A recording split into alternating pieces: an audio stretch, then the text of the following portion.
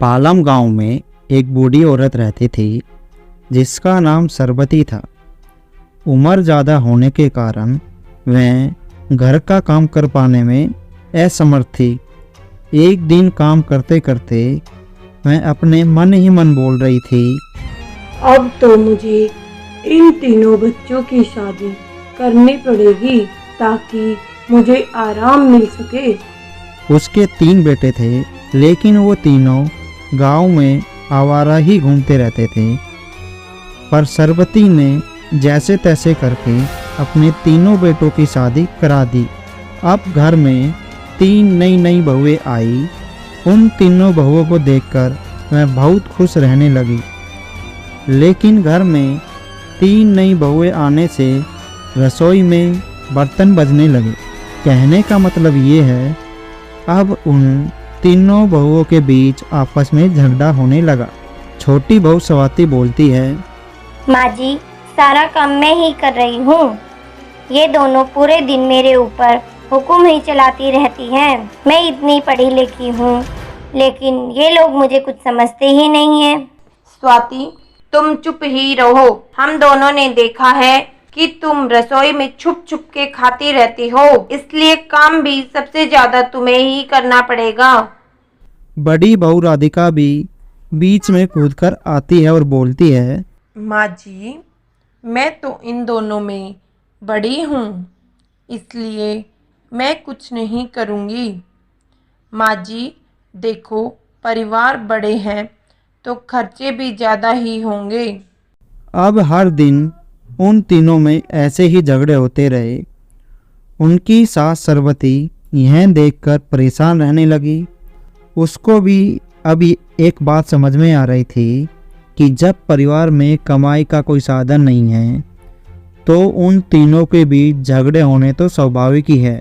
घर की यह हालत को देखकर सरबती एक दिन अचानक चक्कर खाकर गिर जाती है।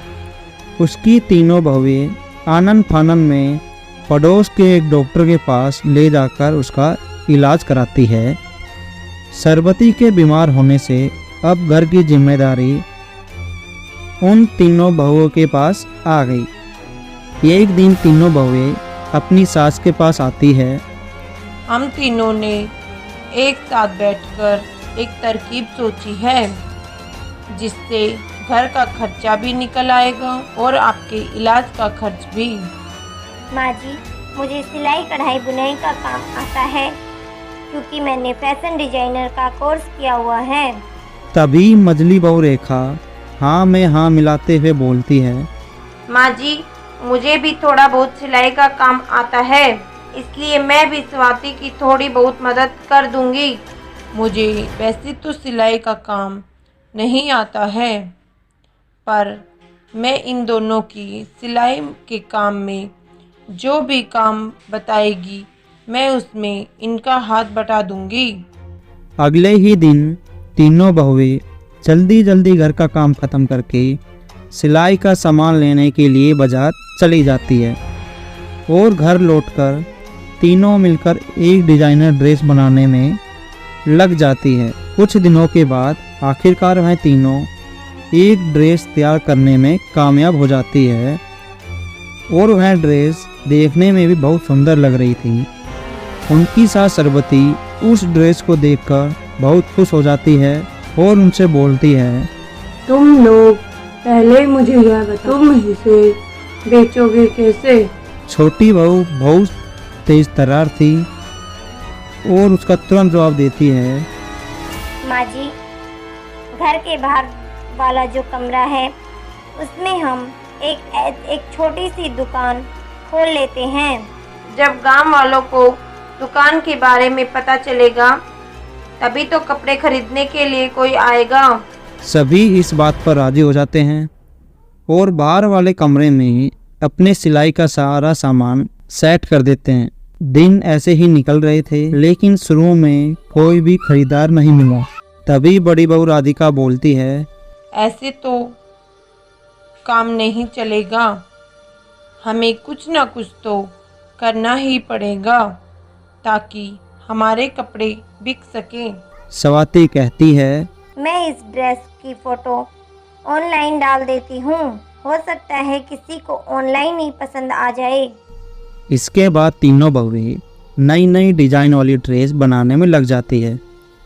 कुछ दिनों के बाद उनके पास ऑनलाइन ऑर्डर आने लग जाते हैं।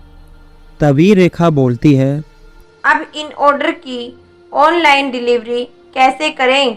उनकी सास यह सब कुछ सुन रही थी और एक दिन वह अपने तीनों बेटों से बात करती है और कहती है, बेटा, यह तीनों बहुएं इतनी मेहनत कर रही है, क्यों ना तुम इनके बनाए हुए डिजाइनर कपड़े के ऑर्डर को डिलीवरी करके आ जाओ। उसके तीनों बेटे इस बात को मान लेते हैं और डिलीवरी का काम स्टार्ट कर देते हैं। और सरवती यह सब देखकर खुश हो जाती है। अब उनका डिजाइनर ड्रेस बनाने का काम जोरों शोरों से चलने लगा और उनकी बनाई हुई ड्रेस अब उनके गांव के अलावा शहर में भी बिकने लगी, जिसके कारण अब उनकी कमाई भी अच्छी होने लगी। यह देखकर सरवती बहुत ही खुश रहने लगी और उसकी तबीयत में भी सुधार आने लगा। उसके ठीक होने का एकमात्र कारण उसके परिवार का एक साथ मिलजुल के काम करने का था। इसलिए दोस्तों, आप अपने जीवन में एक छोटी सी पहल करके देखिए, उसका रिजल्ट आपको भविष्य में ज़रूर मिलेगा। अगर दोस्तों आपको ये वीडियो अच्छी लगी है तो वीडियो को लाइक, शेयर और चैनल को सब्सक्राइब करना ना भूलें। मिलते हैं अगली वीडियो में। धन्यवाद।